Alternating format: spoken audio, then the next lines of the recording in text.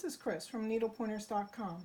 Last week I showed you the spider coaster machine embroidery project featuring Kingstar Metallic fall colors. I decided to make the spider placemat and I'm just finishing it up, so I thought I'd share that with you today. On our Facebook group, Free Quilting and Sewing Patterns, I asked which version of the coasters you liked best. The overwhelming vote was for this one with the black fabric and spider. So I decided to make the placemat using those fabrics and threads.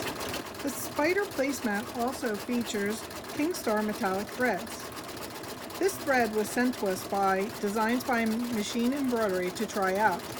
I was worried about using metallic thread because I've tried other metallic threads in the past and they have been very frustrating. But now that I've used this thread for multiple projects, I can confidently recommend it. I will keep using this thread for projects as it doesn't break and it stitches out beautifully. The only tip I had to share with you in the other video was to use these thread nets. These thread nets help to keep the thread feeding off of the spool correctly and without multiple loops. So it helps to keep the few breaks that these threads might have down to pretty much no breaks.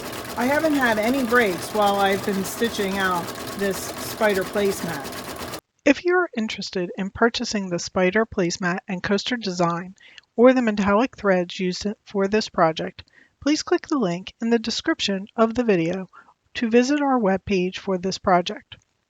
On that page, I will have links to the patterns and the metallic thread. We do get a commission for some purchases made through the links on our site, so we really appreciate it when you click through our links to make purchases, as this does help us to keep making more content for you. As you can see, the whole placemat is stitched in the hoop and each section is connected to the previous section during the stitching process. Creative Kiwi includes a photo tutorial on how to attach the sections together with each of their designs. It's not difficult. In the end, a section is stitched over the center. For this one, the spider is the center. This finished up the raw edges in the center of the placemat. The placemat's just finishing up now. After it's done, I will pop it out of the hoop and trim the stabilizer from around the outside. Creative Kiwi has many different designs of these placemats. I use them more as tabletop or decoration than a placemat for eating on. And here's the finished placemat. And I trimmed the stabilizer from behind the spider.